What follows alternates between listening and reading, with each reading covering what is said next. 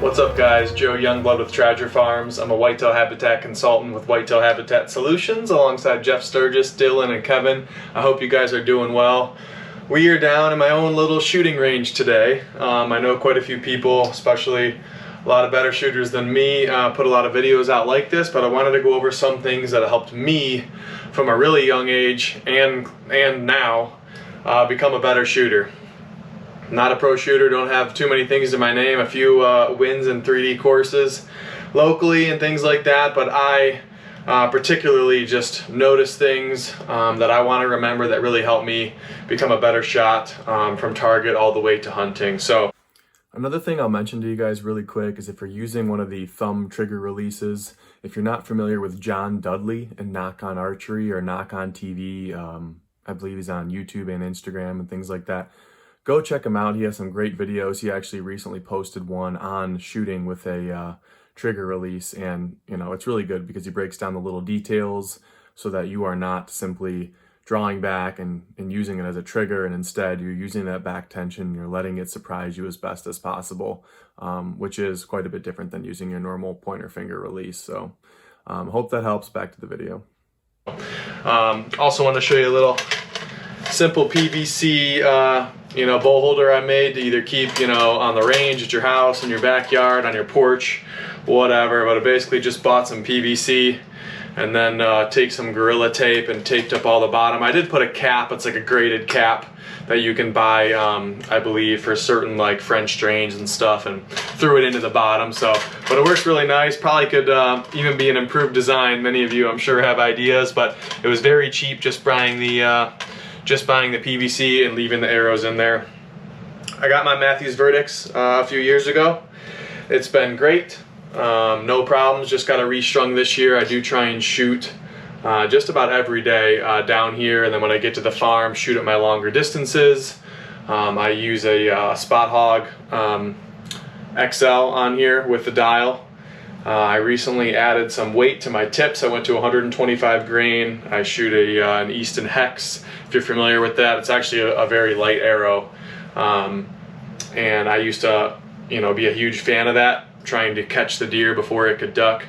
But I do want a little bit more to even things out a little bit, so I added a little bit of weight to kind of make it more of just an average.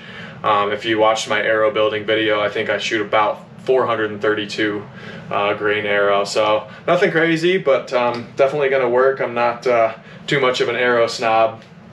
The first thing I wanted to touch on with you guys is going to be your anchor point. This is an easy one. This is one that everyone's always talking about. Whether you use a kisser button, which would be something that goes on the string that you can place in the same spot every time you draw back and get ready to shoot, perfectly fine. Some people just do a little bead.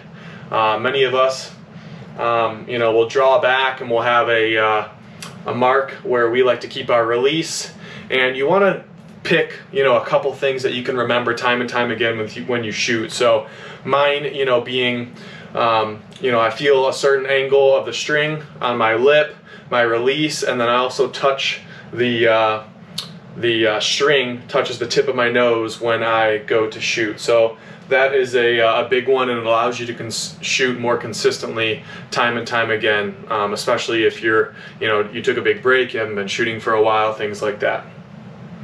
The next one I wanted to mention is actually when it comes to steadying your pin in the shot.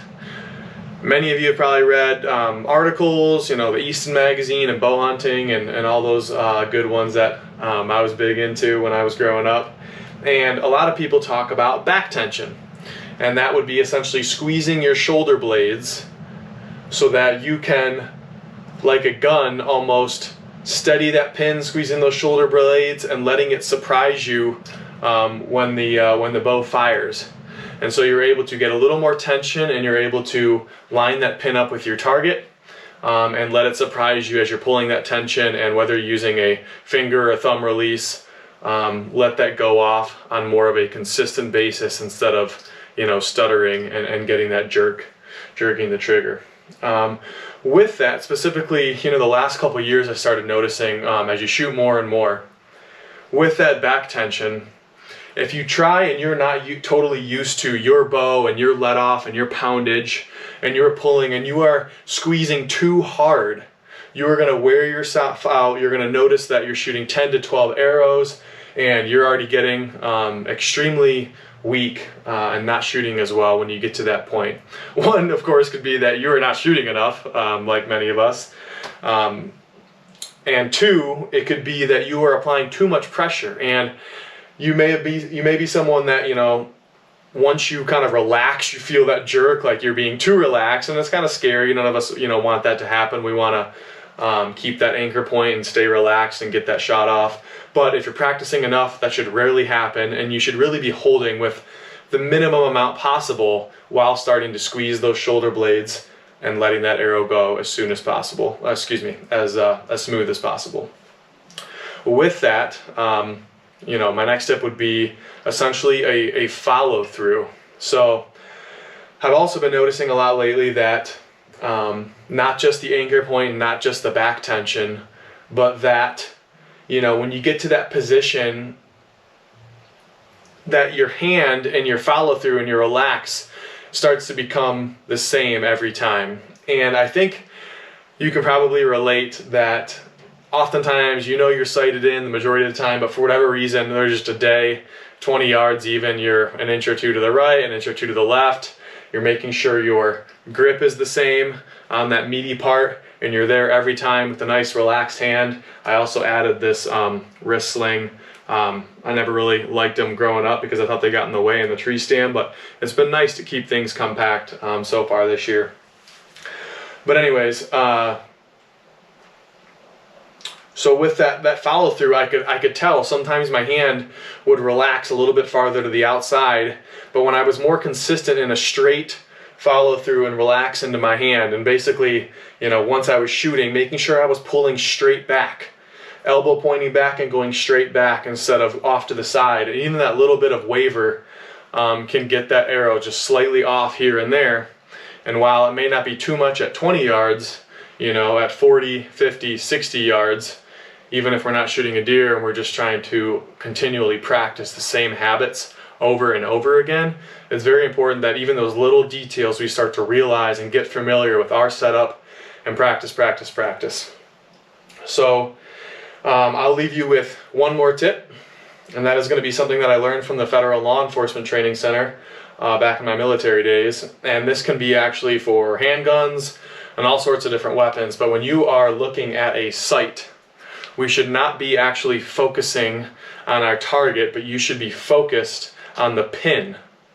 And it might be slightly blurry, but whether you're at a target and you got a black background or a deer and you have whatever as a background and you're on that, you know, behind the shoulder and a brown body part, you should be focusing and clear on your pin right in front of your target, and then go through your same process focusing on that pin.